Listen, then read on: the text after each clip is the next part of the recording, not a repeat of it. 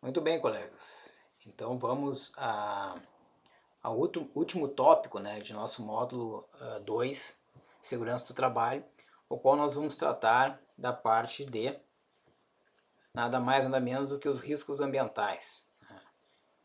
Riscos esses que eu já falei no módulo anterior, que são cinco riscos, e que todo profissional voltado à área da prevenção deve reconhecer, né, em seu ambiente de trabalho, aonde pode existir um ou mais desses riscos, e saber o que seria, né, os agentes envolvidos em cada um desses riscos.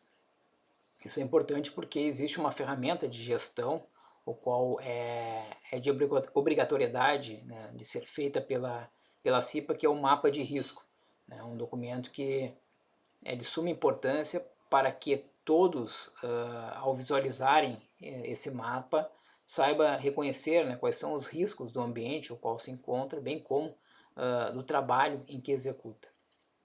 Muito bem, então vamos lá, pessoal.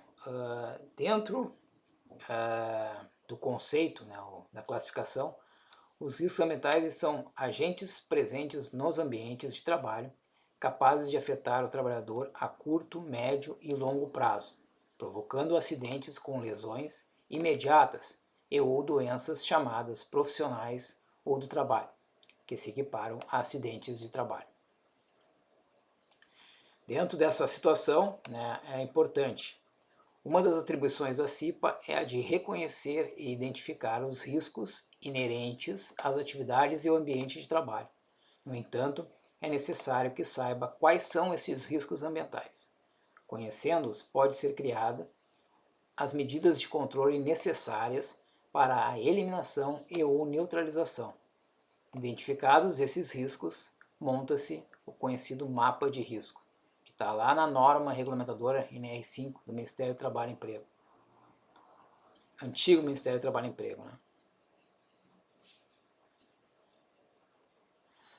Dentro da classificação dos riscos, né, os riscos eles podem se classificar em risco físico, né, cuja cor dele é a cor verde, né, é o que é representado e que vai constar lá no nosso mapa de risco, né, quando a gente identificar que existe lá um agente físico, né, nós colocamos a referência como verde. Dentro desse risco físico, os agentes que fazem parte, né, desse risco estão, né, o ruído, as vibrações, as radiações, tanto ionizante como não ionizante, o frio, o calor, a pressão e umidade. Outro tipo de risco é o risco químico, que ele é representado, né, na cor vermelha, e os seus agentes são poeiras, fumos, névoas, vapores, gases, produtos químicos em geral. Logo após nós temos o risco biológico, cuja cor é marrom, e os seus agentes são vírus, bactérias, fungos, bacilos, parasitas. Dentro dos ergonômicos, né, que são da cor amarela, nós temos o esforço físico, levantamento de peso, postura inadequada, produtividade, ritmos excessivos, repetitividade, estresse, depressão, né? Ou seja, são agentes que se encontram dentro, né, das questões ergonômicas. A questão da iluminação do ambiente também é uma condição que envolve a ergonomia. O risco de acidente, né, que é da cor azul, cujos agentes são condições físicas e de segurança inadequada, iluminação deficiente, riscos de incêndio, explosões, eletricidade e outros.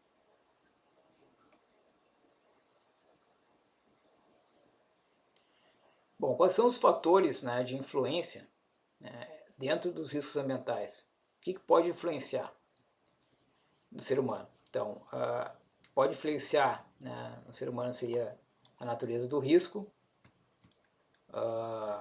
Outra situação seria a concentração e a intensidade. Esses são os fatores, né, determinantes, né, sobre o organismo daquela pessoa que está exposta. O tempo de exposição é importante e a sensibilidade individual de cada um. Bom, as vias de ingresso no organismo, quais são? Pode ser pela via respiratória, né, pela via cutânea e pela via digestiva. Bom, quanto ao risco físico, né, que é da cor verde, o ruído. Geralmente o ruído ele pode ser encontrado nas máquinas e equipamentos utilizados pelas empresas, o qual muitas vezes produzem ruídos que chegam a níveis excessivos. Importante frisar que o ruído apresenta certos limites de tolerância e que são especificados numa norma regulamentadora do Ministério do Trabalho, no anexo especificamente 1, que é a NR15. E lá diz que durante 8 horas o limite de tolerância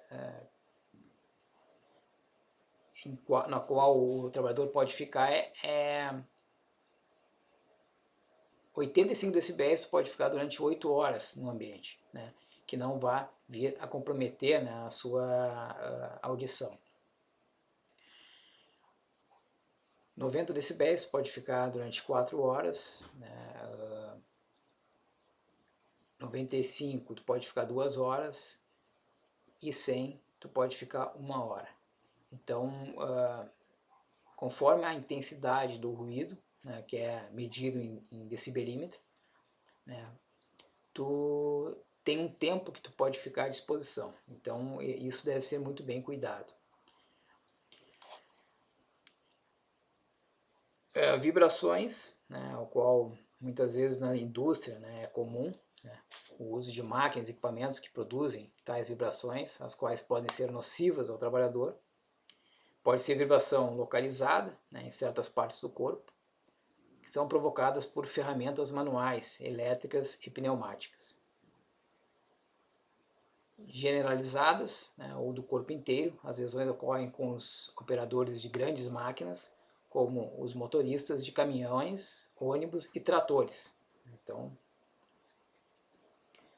as consequências, né, da exposição a esse tipo de agente de risco são lesões na coluna vertebral e dores lombares.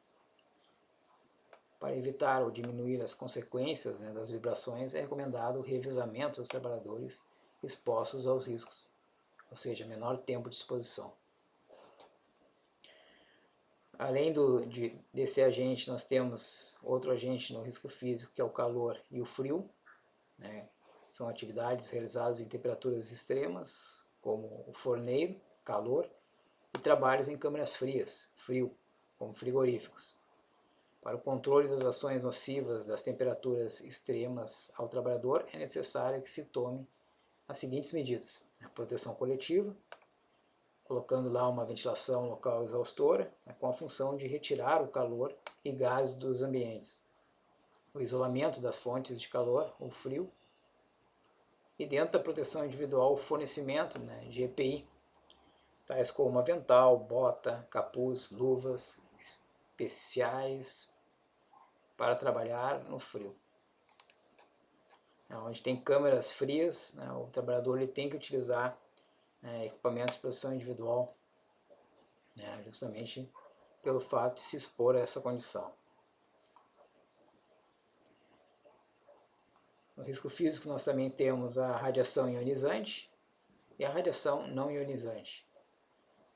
Dentro desses dois agentes, né, nós podemos dizer que são formas de energia que se transmitem por ondas eletromagnéticas. A absorção das radiações pelo organismo é responsável pelo aparecimento de diversas lesões. Podem ser classificadas em 2 grupos. Radiações ionizantes, né? Os operadores de raios-x e radioterapia estão frequentemente expostos a esse tipo de radiação, que pode afetar o organismo ou se manifestar nos descendentes das pessoas expostas. As radiações não ionizantes, né, que é a radiação infravermelha, proveniente de operação em fornos ou de solda oxiacetilênica, a radiação ultravioleta, a exposição ao sol, por exemplo, e a radiação ultravioleta como a gerada por operações em solda elétrica, ou ainda raios laser, micro-ondas, etc. Para que haja o controle, né, da ação das radiações para o trabalhador, é preciso que se tome certas medidas, né? Dentro das medidas coletivas, nós podemos dizer o isolamento, né, da fonte de radiação, exemplo, um biombo protetor para operação em solda, enclausuramento, né, da fonte de radiação, exemplo, pisos e paredes revestidas de chumbo em salas de raio-x, as medidas de proteção individual, né, que seria o fornecimento, né, de EPI adequado ao risco. EPI, para quem não sabe, é o equipamento de proteção individual. Exemplo, avental, luva, perneira e mangote, né, de raspa para soldador. Óculos para operadores de forno. A medida administrativa, que nada mais é do que o dosímetro de bolso, né, para técnicos de raio-x. Isso é para medir a dose, né, de radiação que a pessoa recebe ao estar trabalhando nesse ambiente. E a medida médica, que seriam os exames periódicos. Mas alguns agentes do risco físico, nós podemos dizer que é a umidade, né? Essa umidade seria um local encharcado, né? Há locais alagados ou encharcados com umidades excessivas capazes de produzir danos à saúde dos trabalhadores. São situações insalubres e devem ter a atenção do prevencionista, né, por meio de verificações realizadas nesses locais para estudar a implantação de medidas de controle. Para o controle da exposição do trabalhador à umidade, podem ser tomadas medidas de proteção coletiva, como o estudo de modificações no processo do trabalho, colocação de estrados de madeira, ralos para escoamento, e medidas de proteção individual, como o fornecimento do EPI, luvas de borracha, botas, avental, para trabalhadores em galvanoplastia, cozinha, limpeza, etc. É um processo que envolve muito a questão da exposição à umidade, é quando um profissional tem que fazer lá a despesca, né? Aquele processo da piscicultura. Aí ele tem que entrar com o macacão, né, no rio, né? Então esse macacão protege quanto à questão da umidade, quanto à questão do frio também. Pressões anormais, né, é um outro tipo de agente dentro do risco físico, que diz o seguinte, né, que há uma série de atividades em que os trabalhadores ficam sujeitos a pressões ambientais, acima ou abaixo das pressões normais, isto é, da pressão atmosférica a que normalmente estamos expostos, né? Então tem a exposição a baixas pressões e a altas pressões.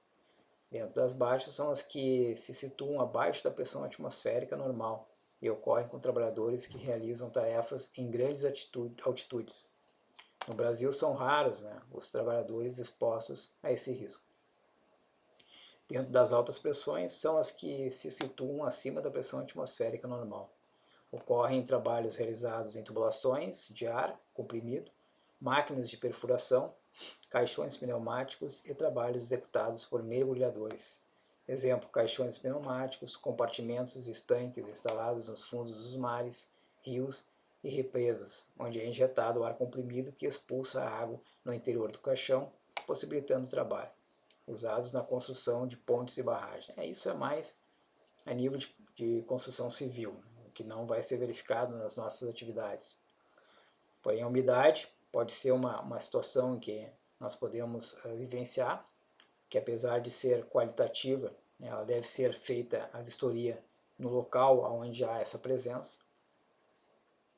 O risco físico que eu falei anteriormente é um risco que ele pode ser quantificado, né? Então, tu pode utilizar um dosímetro, né, quando o trabalhador, né, um equipamento que vai medir a intensidade de ruído, né, que mede na anuidade de decibéis. Né? Então esse dosímetro ele fica, né, no profissional, e esse profissional, ao longo das 8 horas trabalhadas, ele vai coletando as informações necessárias. E lá pelas tantas, pela dose de ruído, né, tu consegue ver se está dentro do limite de tolerância ou não. Ou o decibelímetro, que é um equipamento que é pontual, né, e que pode ser medido naquela fonte geradora do ruído, né, diretamente colocando o equipamento direcionado nessa fonte. Muito bem.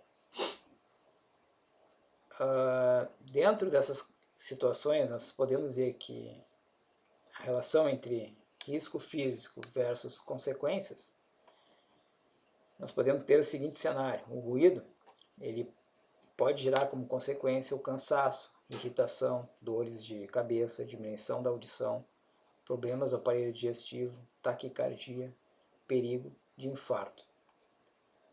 Já no caso das vibrações, o ruído, então, como eu falei, ele é quantificado.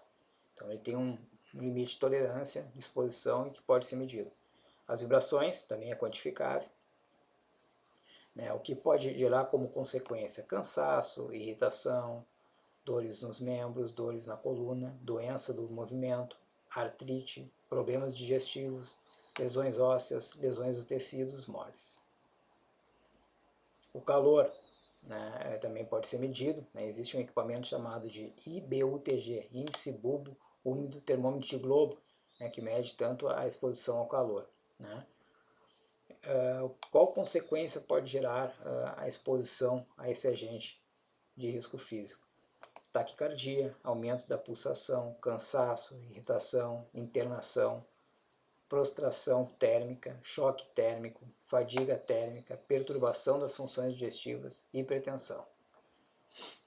O frio, né, ele vai gerar como consequência feridas, rachaduras e necrose da pele, enregelamento, ficar congelado, agravamento de doenças reumáticas, predisposição para acidentes, predisposição para doenças das vias respiratórias. As radiações não ionizantes pode gerar como consequência queimaduras, lesões nos olhos, na pele e em outros órgãos. A radiação ionizante pode gerar como consequência alterações celulares, câncer, fadiga e problemas visuais. E a umidade gerar doenças do aparelho respiratório, né? Quedas, doenças da pele e doenças circulatórias. As pressões anormais, né, pode gerar a ruptura do tímpano quando o aumento de pressão for brusco, liberação de nitrogênio nos tecidos e vasos sanguíneos e morte. Dentro da característica do risco químico, os riscos químicos presentes nos locais de trabalho são encontrados na forma sólida, líquida e gasosa e classificam-se em poeiras, fumos, névoas, gases, vapores, neblinas e substâncias, compostos e produtos químicos em geral. As poeiras, né, elas são partículas sólidas geradas mecanicamente por ruptura de partículas maiores. As poeiras são classificadas tem as poeiras minerais, exemplo sílica, arbusto, carvão mineral.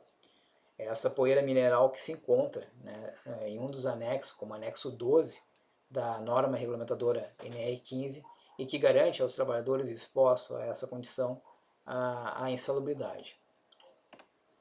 Tem as poeiras vegetais, né, onde os exemplos práticos seriam o algodão, o bagaço de cana-de-açúcar.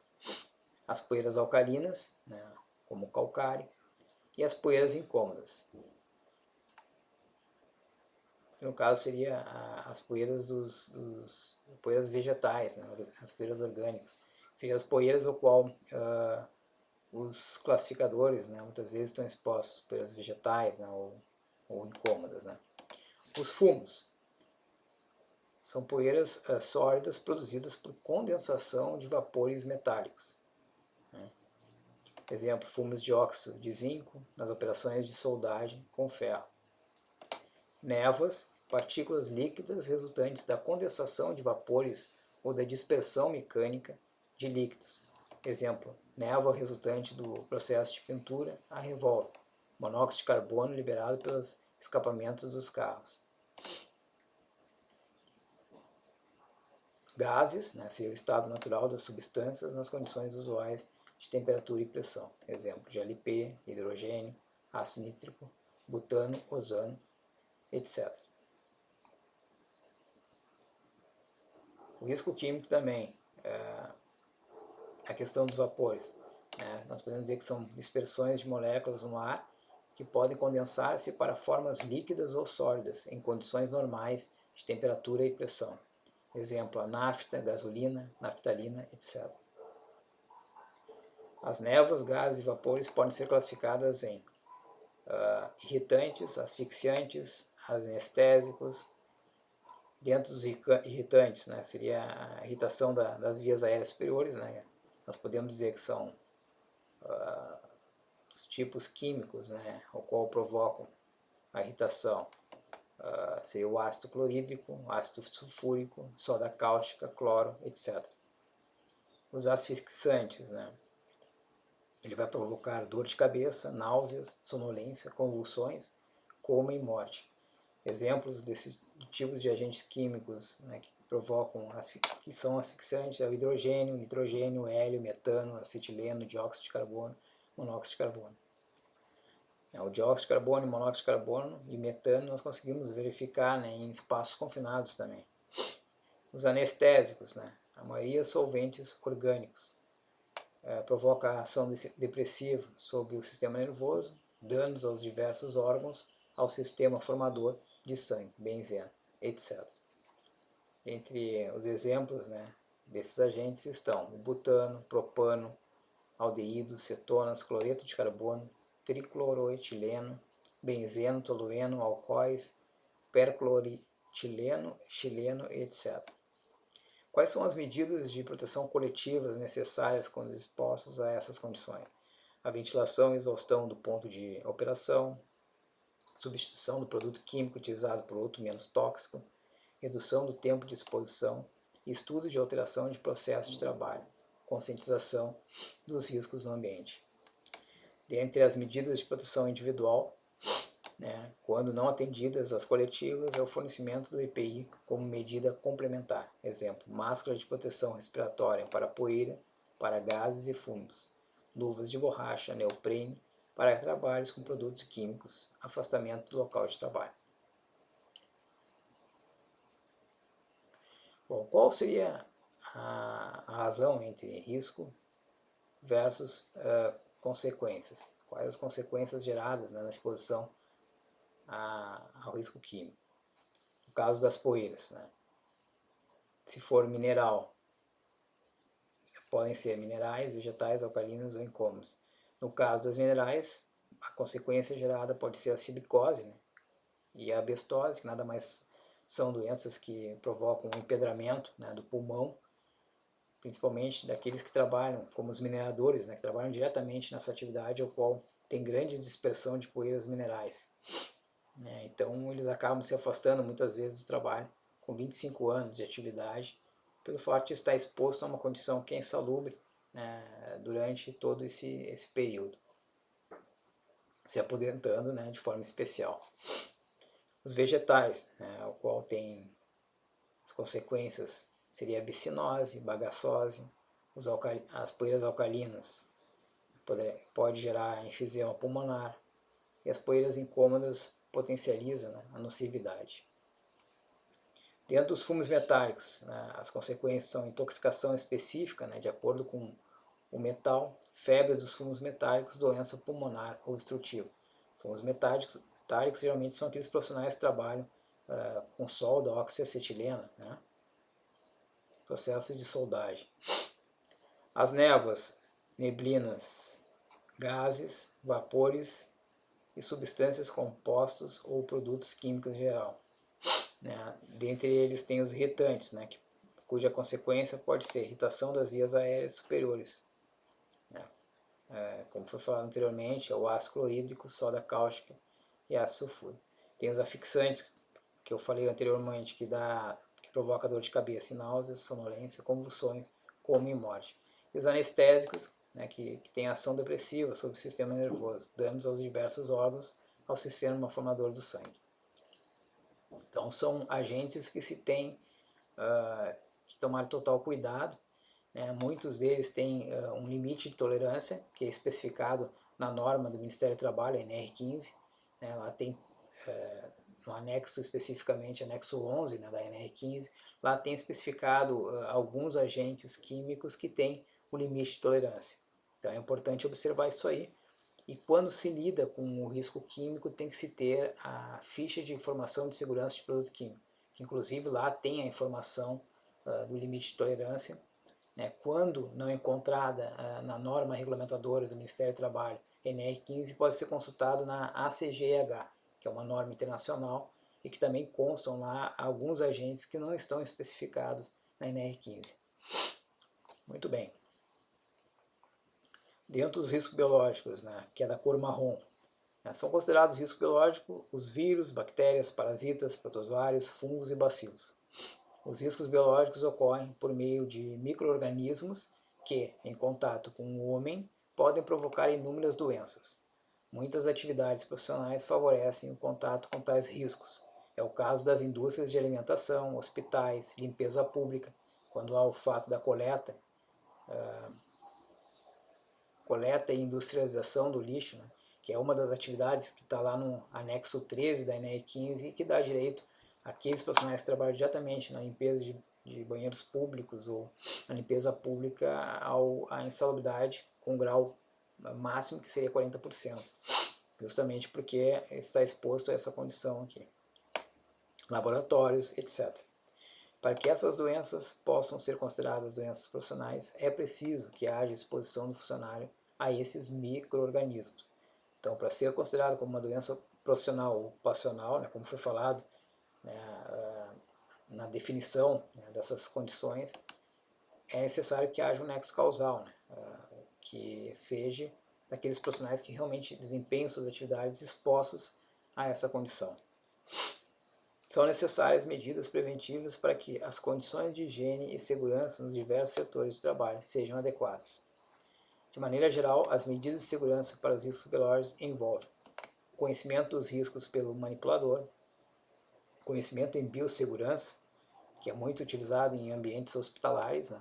A formação e informação das pessoas envolvidas, principalmente no que se refere à maneira como essa contaminação pode ocorrer, o que implica no conhecimento amplo do micro-organismo ou vetor com o qual se trabalha.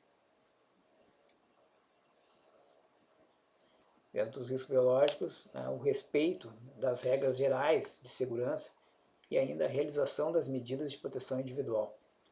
É o que muito se vê, né, naqueles profissionais que trabalham na área da saúde. O verdadeiro controle que se tem que ter justamente para não se expor a essa condição de risco que envolve o risco biológico.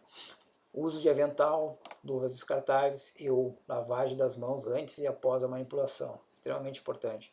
Máscara e óculos de proteção para evitar aerosóis ou projeções nos olhos. Quando a gente fala em máscara e óculos de proteção, é extremamente importante. A máscara, tem tipos de máscaras, né, que nessas atividades são recomendadas como a máscara PFF2, né, peça facial filtrante 2, que atende tanto a névoas, fumos e poeiras, e ela tem, atende também essas questões da exposição a riscos biológicos, né, como vírus, bactérias, né. Então, geralmente é utilizada quando há atividades invasivas, né, desses profissionais da saúde, onde geram, de uma certa forma, os conhecidos aerosóis. Então, nesse tipo de atividade tem que se utilizar uma máscara, pode ser essa PFF2 ou a N95. Né? E demais equipamentos de proteção individual necessários. Utilização da capela de fluxo laminar corretamente, mantendo-a limpa após o uso. A capela é um equipamento de proteção coletiva geralmente utilizado para a manipulação, né, de produtos químicos. Autoclavagem, né, de material biológico patogênico antes de eliminá-lo no lixo comum. Utilização de desinfetante apropriado para inativação de um agente específico. Pode ser usado álcool 70%, né, água sanitária, algum item que possa matar, né, os vírus ou algumas contaminações biológicas. Muito bem. Bom, a razão entre o risco biológico versus as consequências, né, o que pode gerar a exposição ao risco biológico, quanto à questão do vírus, pode gerar uma hepatite, poliomielite, herpes, varíola, febre amarela, raiva, hidrofobia, rubéola, AIDS, dengue e meningite. nas bactérias ou bacilos, né? Pode provocar hanseníase, tuberculose, tétano, febre, tifoide, pneumonia, difteria, cólera, leptospirose, dissenterias. Exposição a protozoários pode vir a gerar como consequência a malária, mal de Chagas, toxoplasmose, dissenterias. E os fungos, alergias e micoses. Dentro dos riscos ergonômicos, né, são considerados riscos ergonômicos o esforço físico exagerado, né, o levantamento de peso acima do recomendado, né, ou seja, acima das características físicas, né, da pessoa, postura inadequada, controle rígido de produtividade, situação de estresse, trabalhos em período noturno, jornada de trabalho prolongada, monotonia e repetitividade, imposição de ritmo ou rotina intensa. A ergonomia ou engenharia humana é uma ciência relativamente recente que estuda as relações entre o homem e seu ambiente de trabalho. Sempre tem que procurar trabalhar o ambiente para se adaptar, né, às características antropométricas, ou seja, as medidas da pessoa, mas nunca o contrário. É isso que diz, né, a questão da ergonomia.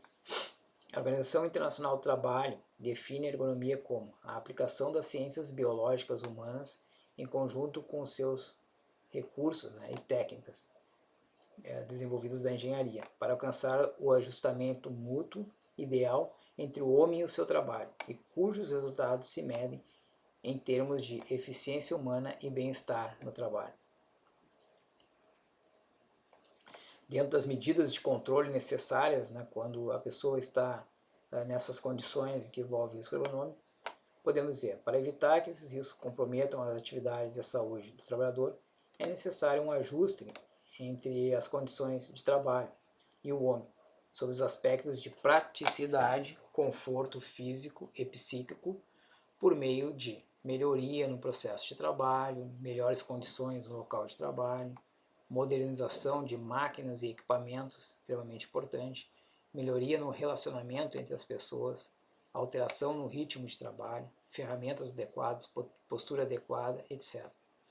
Então, o ideal sempre dentro da atividade ergonômica é verificar o processo, justamente para verificar quanto repetitivo é aquele processo e como é que a gente pode minimizar as possibilidades de forma que exija um menor esforço àquele trabalhador, né? Uma menor repetitividade de movimentos que possam vir a comprometer as articulações desse trabalhador. É muito importante também criar, dentro das medidas, a ginástica laboral, né? Fazer um alongamento, né? Uma atividade que tu possa trabalhar as articulações, né, do corpo de forma a alongá-los, né, durante, até mesmo durante o trabalho, principalmente aqueles que trabalham em frente ao computador, né, requer uma postura adequada, de forma que o ângulo de visão em relação ao monitor se mantenha sempre no mesmo nível, evitando a movimentação, né, da cabeça tanto para baixo como para cima, né, o que vai, com o prolongar do tempo, comprometer a região da cervical. Né, tentar manter os ombros relaxados, numa posição neutra, né. Como obter isso? De forma que tu consiga utilizar uma cadeira onde tenha um encosto de braço, ou quando não tem o encosto de braço, tu conseguir aproximar a cadeira o mais próximo possível do tampo da mesma, de forma que tu consiga encostar, né, o antebraço sobre o tampo da mesa e manter assim os ombros relaxados. Muito importante o ajuste da cadeira também, né, de forma que tu consiga com que o apoio de braço fique mais ou menos no mesmo nível do tampo da mesa.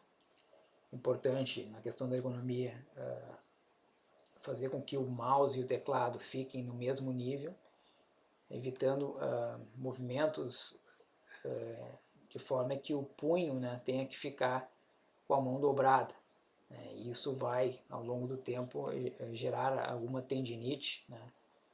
E Isso ocorre geralmente aquele profissional que tem que digitar ou redigir muitos relatórios ou trabalhos utilizando-se do computador.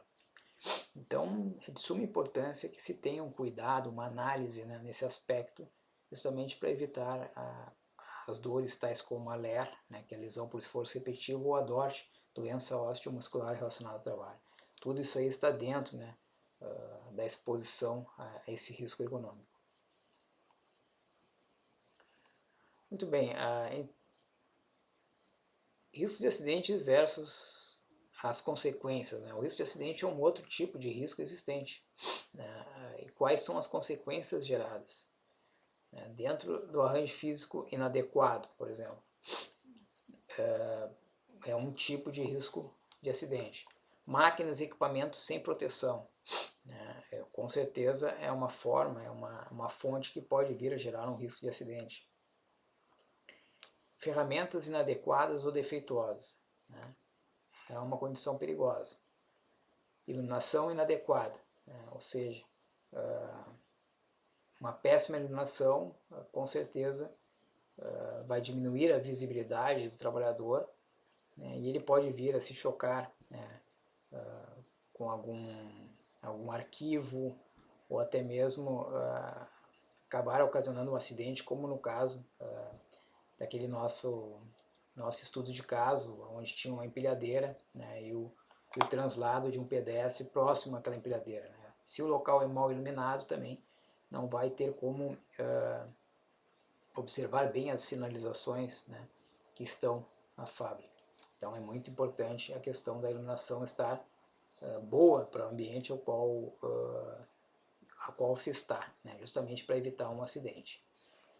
A eletricidade também é um risco, a probabilidade, né, de incêndio ou explosão, o armazenamento, né, inadequado de materiais, animais peçonhentos, né, a presença desses animais geralmente se encontram aí nas atividades ao qual nós vamos a campo. Essa presença não tem como nós evitarmos, né? Ele existe, a única forma que a gente tem de controlar é utilizando o que nós chamamos da perneira, né? Que é um equipamento que vai na região da canela, né? Justamente para evitar que em um ataque, né, de uma cobra venha a pegar a região da pele, né, do trabalhador. Então essa proteção ela evita, né, essa mordida da cobra diretamente. Outras situações de risco que poderão contribuir para a ocorrência de acidentes. Umas que eu posso chamar condições de risco e que é eminente na atividade da classificação seria o trabalho à altura e o espaço confinado, né, que envolve o risco de queda, que é um risco de acidente. Outra questão é a presença de roedores, né, no local, né, que também pode gerar o que nós chamamos de leptospirose, né. Isso é um risco de acidente, né, porque é uma contaminação. Toda contaminação, intoxicação, né, também pode ser considerado como risco de acidente. Quais são as consequências? Né? Acidentes e doenças profissionais. Né? Então as consequências são praticamente essas. Né? A questão do trânsito também, né? Condução de veículos, que queira ou não, é muito impactante dentro das nossas atividades e que se deve trabalhar muito a questão da conscientização, né? Uma forma de que essa conscientização seja constante, né? E esse trabalho seja feito de forma que nem como se fossem umas formiguinhas, né? Cada um vai levar a informação para o outro a ponto de que todos dentro da empresa cheguem ao mesmo denominador, né? Que é a prevenção da saúde e integridade física. Bom, dentro das medidas de controle, né, nós temos a medida técnica, que nada mais é do que a utilização do equipamento de proteção coletiva, né, e a medida técnica que envolve a questão do equipamento de proteção individual. Né. Ambos desses equipamentos se encontram lá na NR6 do Ministério do Trabalho e Emprego, né, que trata da questão dos equipamentos de proteção individual, né, ou coletivo. Bom, tem a outra medida de controle que seria na questão médica, administrativa, E temos também a educativa, né, que trabalha-se muito a questão da conscientização. Então, a medida técnica nada mais é da questão do fornecimento do equipamento de proteção individual, ou EPC. Muitas vezes, essa técnica que é desenvolvida através dos profissionais da área da segurança do trabalho, tanto o engenheiro de segurança como o técnico de segurança, que eles vão se preocupar em levantar dentro da empresa, em parceria também com a CIPA, que é a Comissão Interna de Prevenção de Acidentes, quais são as medidas que eu posso criar para que não exponha o meu trabalhador em risco. Né? E aí se desenvolve aquele programa de prevenção de riscos ambientais, o qual se investe em treinamentos, se investe em máquinas e equipamentos com dispositivos de segurança, entre outras medidas importantes. Né? Dentro da questão médica, se verifica, conforme esse programa de prevenção de riscos ambientais, né, quais são os exames necessários para os empregados a partir do momento que ele vai desempenhar uma determinada atividade. Se exige-se somente os exames clínicos ou também os complementares, né, dependendo do tipo de atividade. Como no caso, por exemplo, do trabalhador que precisa executar um trabalho em altura ou espaço confinado, tem que se ter exames complementares. Os administrativos seria a questão de controlar o tempo de exposição, né, do trabalhador. Né. Uma forma de fazer isso é fazer uma rotatividade entre empregados, né, para que aquele trabalhador não fique muito tempo exposto à condição de risco.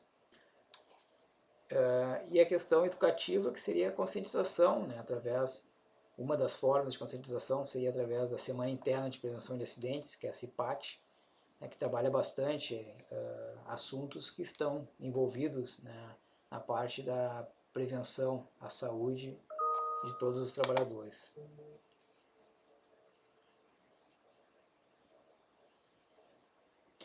Bom, como eu falei das medidas técnicas, né, tem o equipamento de proteção coletiva, que é a primeira medida que nós devemos ter, né, tentar isolar a fonte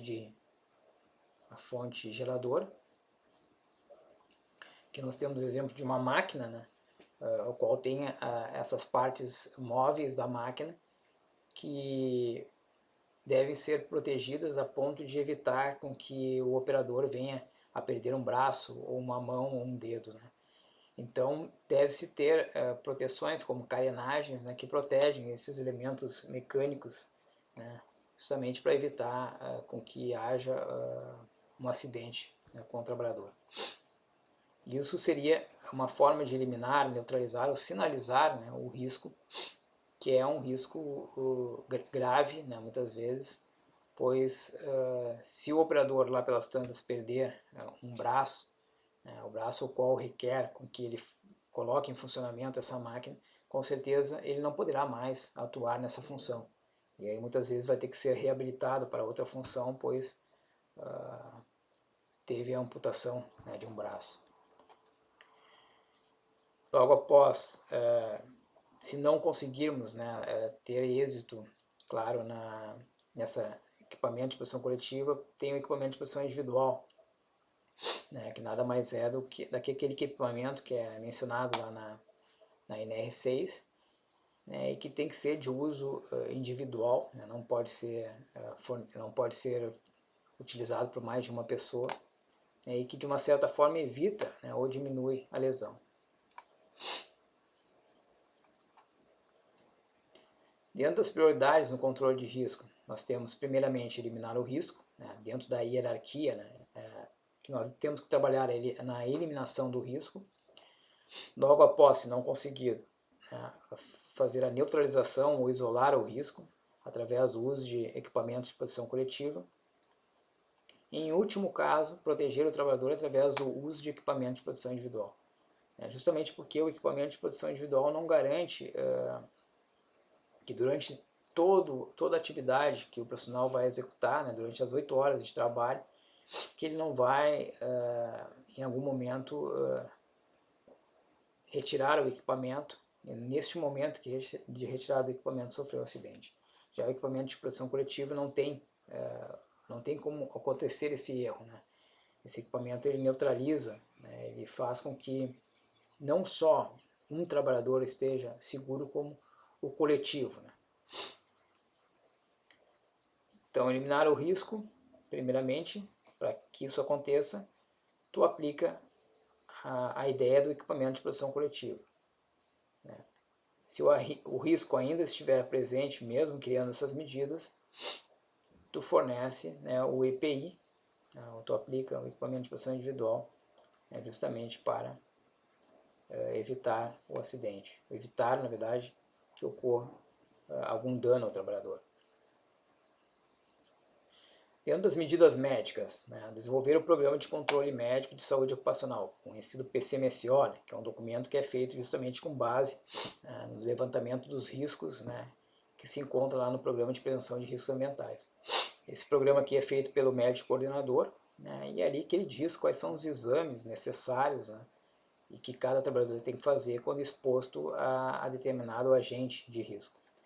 Ele é responsável por promover a prevenção e o rastreamento e o diagnóstico precoce dos agravos da saúde relacionados ao trabalho, além da constatação da existência de doenças profissionais ou de danos à saúde dos trabalhadores. Com posse no número de afastamentos, né, acontecidos, pode-se ter uma ideia, né, de onde se pode avançar nas questões das medidas de segurança, né. Medidas administrativas e educativas, né, que são as ações administrativas para controlar a exposição dos trabalhadores aos agentes ambientais, tais como revezamento e rodízio de atividades, pausas programadas, a mudança no layout da empresa e a realização do exercício laboral, como eu falei. Pegar aí mais ou menos uns 15 minutinhos, né, fazer um intervalo para poder fazer essas ginásticas. E o bom também é alternar, né? Aquele profissional que tem que ficar muito tempo sentado em frente ao computador, alternar entre alguns minutinhos ficar sentado, outros minutinhos caminhar, dar uma caminhada, né? E assim sucessivamente. Não evitar ficar muito só numa posição. Dentro da medida educativa, são os programas de treinamentos, palestras e cursos destinados a informar e capacitar os trabalhadores na execução segura, né, de suas atividades. Bom, aí vem a questão do mapa de risco, né? Tendo-se base, né, no conhecimento de que existem todos esses riscos envolvidos e que dentro de cada risco existem os seus agentes, né, nós procuramos de forma qualitativa, né, ir no local de trabalho, ir no estabelecimento, né, e verificar quais são as condições apresentadas nesse ambiente, né, o que pode vir a ocasionar ao trabalhador quando exposto. E aí se cria esse mapa de risco, né, que seria uma representação gráfica, né, uma representação gráfica do reconhecimento dos riscos existentes nos locais de trabalho, por meio de círculos de diferentes cores e tamanhos. Então, aqui já dá para testar a memória visual de vocês, né, onde cada cor aqui, como falado anteriormente, representa um tipo de risco. A cor verde, no caso, é o risco físico, a cor vermelha é o risco químico, a cor amarela é o ergonômico, a marrom é o biológico e a azul é o risco de acidente. Então isso aqui praticamente tem que estar na memória, né, de cada cipeiro, justamente porque o mapa de risco é a ferramenta de gestão, né, de todos vocês, e vocês têm que conseguir visualizar de longe, né, essa condição. O mapa de risco ele tem que ficar visual, né, geralmente ele tem que ficar no mural que seja de fácil acesso a todos os trabalhadores, para que todos eles saibam, né, quais são os riscos existentes naquele ambiente. Observação, o mapa de risco deve ser feito a cada gestão da CIPA. Então, a cada ano, né, deve ser feita uma renovação aí do mapa de risco, justamente para verificar aqueles pontos que não foram melhorados, né, aonde pode se melhorar, ou novos riscos que surgiram ao longo do processo. Bom, qual o objetivo? O objetivo do mapa de risco está em reunir as informações necessárias para estabelecer o diagnóstico da situação. possibilitar durante a sua elaboração a troca e divulgação de informações entre os funcionários. Então é importante vocês buscarem no coletivo, né, o que vem sendo apresentado, né, dentro daquele espaço físico onde os trabalhadores se encontram. Se realmente há alguma situação que vem interferindo, né, no andamento da atividade, né, e que vem provocando algum desconforto, né, ou alguma condição que possa vir a impactar, né, na saúde ou na integridade física do trabalhador. Então é de suma importância que se troque essa informação diante dos diversos profissionais, né, que se encontram na empresa para buscar levantar todas as hipóteses, né, em conjunto. Bom, a cor, né, nada mais é do que, como falado anteriormente, do que o tipo de risco que se apresenta, né. Então, como eu já mostrei antes, né, as cores são essas, os riscos são esses e os agentes são praticamente esses que estão aqui. Então é importante saber, de uma certa forma, isso aqui um pouco por completo, né, quando for montar o mapa de risco. Bom, aqui eu vou pegar um exemplo, né, um setor administrativo. Dentro do setor administrativo, quase sempre os mesmos riscos vão existir, né, entre eles o ergonômico e o risco de acidente. O ergonômico, a fonte geradora, né, ou seja, o perigo, né, que seria a fonte geradora, e que a exposição a isso vem ocasionar o risco. Nós podemos dizer que é o esforço físico intenso, né, as posturas inadequadas, né, seja em frente ao computador ou executando alguma atividade que requer um trabalho manual, o levantamento de peso, né, excesso de peso, e atenção e responsabilidade e controle rígido. Então, isso, né, são condições que podem gerar o risco, né, ergonômico. Dentro das possíveis consequências está o estresse e dores lombares, e as medidas de prevenção, né, que é de suma importância. Treinamento de levantamento de peso, postura em transporte. Outro tipo de risco que pode ser vivenciado seria o acidente, risco de acidente, né, onde a fonte geradora seria as prateleiras e as possíveis consequências seriam o impacto contra elas, né, ou seja, o impacto contra o objeto fixo.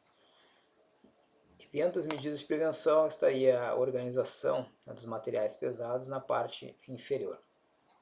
Então, essa seria uma análise, né, onde envolve o mapa de risco. E aí tu faz a representação gráfica, né, demonstrando que naquela sala ali os riscos apresentados seriam o ergonômico e o risco de acidente, né, justamente para dar um cuidado, né, quando acessar esse local para verificar essas condições e evitar se expor nessa condição. Mesma coisa apresentada aqui. Então vocês viram que a proporção do risco, né, e também, ou seja, a grandeza, né, desse risco, ele também pode ser dimensionado, né, e aí, no caso de ser um risco grande, né, tu dimensiona essa bolinha aqui com um tamanho maior, né, no médio, né, e o pequeno. Então isso aqui tudo seria a representação gráfica, né, que representa o mapa de risco. Bom, quem deve elaborar o mapa de risco, né? Quem elabora o mapa de risco? A CIPA, né, e os trabalhadores de todos os setores do estabelecimento. Então a informação ela tem que ser em conjunto. Claro, com a devida colaboração do SESMIT, né, que é o Serviço Especializado em Segurança e Medicina do Trabalho. Conforme eu mostrei para vocês, está lá na norma regulamentadora NR4. Né? É importante vocês darem uma lida para saber, né, se familiarizar com que grupo, né, pode pertencer a esse serviço.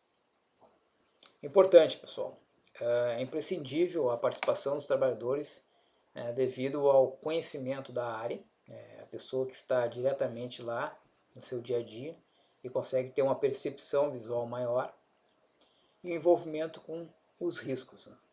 Muito importante. Então aqui nós temos uma condição bem adversa, né, onde tem diversas condições que devem ser levantadas e que envolvem riscos os mais diversos possíveis. Então é um cenário em que o mapa de risco acaba tendo uma maior complexidade, mas é necessário, né?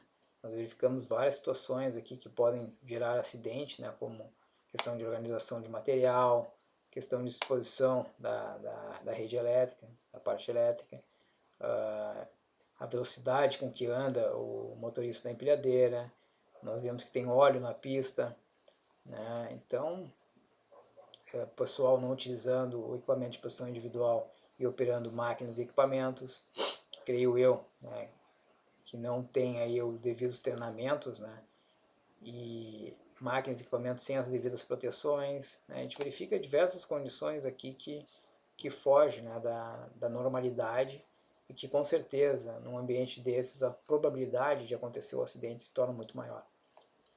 Então é um ambiente que tem que ser monitorado, tem que ser corrigido, né, tem que se haver uma análise geral dos riscos, né, envolvidos, fazer uma conhecida análise preliminar de risco justamente para levantar todas as possibilidades e em cima delas poder trabalhar medidas de ação. Bom, quais são as importâncias, né, das campanhas de segurança do trabalho? Campanhas essas que são educativas, né, e que vêm a contribuir muito para o bem-estar dos trabalhadores. O que é? São eventos voltados para a educação e sensibilização dos funcionários, transmitindo e orientando sobre a segurança e saúde do trabalho. Os eventos mais comuns e que envolvem a participação da CIPA são a Semana Interna de Prevenção de Acidentes do Trabalho, a CIPAT, muito importante e todo ano, né, deve ocorrer essa Semana Interna de Prevenção de Acidentes. A Campanha Interna de Prevenção da AIDS, né, que também se encontra lá na NR5. O antitabagismo, né, papel da CIPA, né, fazer recomendações em todos os locais de trabalho, adotando medidas restritivas, né, ao hábito de fumar. Demais assuntos que tratem da saúde e segurança dos trabalhadores. A inspeção de segurança, né, é um item também muito importante, né, no dia a dia de qualquer cipeiro, porque é nessa inspeção de segurança que tu vai começar a verificar as anormalidades dos locais, né, as condições precárias que devem ser trabalhadas. O que é? É a parte do controle de riscos que consiste em efetuar vistorias no ambiente de trabalho e nas atividades executadas pela empresa, com o objetivo de descobrir e corrigir situações que possam vir a comprometer a integridade física dos trabalhadores, visando sempre a segurança e saúde. Uma boa inspeção precisa ser planejada, sendo que o primeiro passo é definir o que se pretende com a inspeção e como fazê-la. Então, o ideal é fazer um questionário, né, fazer uma espécie de um checklist de verificação, né, justamente para marcar pontos ao qual vocês acham que tem alguma avaria, alguma anormalidade, né, no trabalho. Tipos de inspeção, né, que geralmente são feitas. Nós temos a inspeção geral, né, que é realizada quando se quer ter uma visão panorâmica de todos os setores da empresa. Pode ser realizado no início do mandato da CIPA. Temos a inspeção parcial, né, que é realizada onde já se sabe da existência de problemas, seja por queixas dos trabalhadores ou ocorrências de doenças e acidentes de trabalho. Deve ser uma inspeção mais detalhada e criteriosa. E a inspeção específica, né, que é uma inspeção em que se procura identificar problemas ou riscos determinados, como, por exemplo, podemos citar o manuseio de produtos químicos, né, postura de trabalho, esforço físico, etc. Então, ter esses conceitos aqui, né, já ajuda um pouco na coleta, né, de informações que se deve ter para uma ação eficaz da CIPA. Muito bem. As etapas da inspeção requerem a observação do ambiente e dos meios de trabalho, a coleta de informações, né, através de questionários, conversando aí com o supervisor, né, e assim sucessivamente, né, justamente para verificar os pontos onde precisa ser melhorado. registro de dados e a elaboração de relatórios de inspeção, apresentação nas reuniões da CIPA, né, para se trocar informações e verificar aonde e como podemos agir, encaminhamento do relatório através do presidente da CIPA, acompanhamento da implantação das medidas recomendadas, isso tudo feito com base na participação de todos, né, integrantes da CIPA. Pensar em conjunto.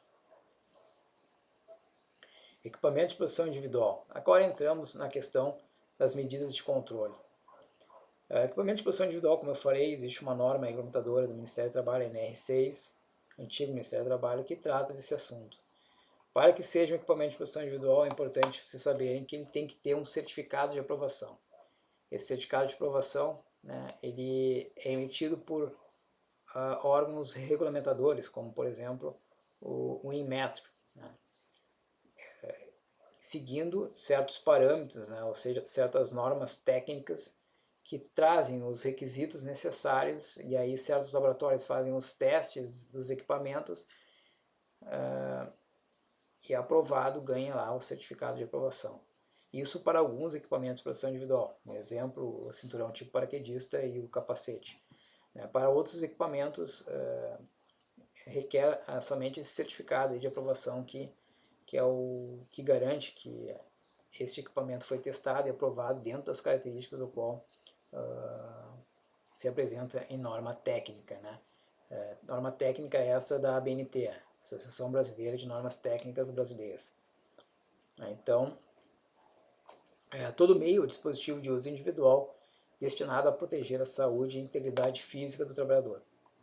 Quando as medidas de proteção coletiva não são suficientes para eliminar o risco ou neutralizá-lo, com isso, implanta-se o uso do EPI. Então aqui nós temos um EPI aí que deve ser utilizado por um trabalhador rural, né? Nós verificamos aqui protetor facial, o respirador, né, do tipo PFF2, a touca árabe, o jaleco, calça hidrorrepelente, a luva de proteção, geralmente uma luva nitrílica, bota de PVC, o avental impermeável, né? São equipamentos que são necessários, né, para quem vai fazer a aplicação, né, de produtos fitossanitários, né, como agrotóxicos, na verdade. Então, o equipamento de proteção individual ele evita ou diminui a lesão. Obrigações do empregador, né, quanto ao EPI. Né, isso tudo aqui se encontra nessa norma técnica que eu falei para vocês, que é a NR6. Né. Tem obrigações do empregador e as obrigações do empregado. Dentro das obrigações do empregador, adquirir o tipo adequado à atividade do empregado.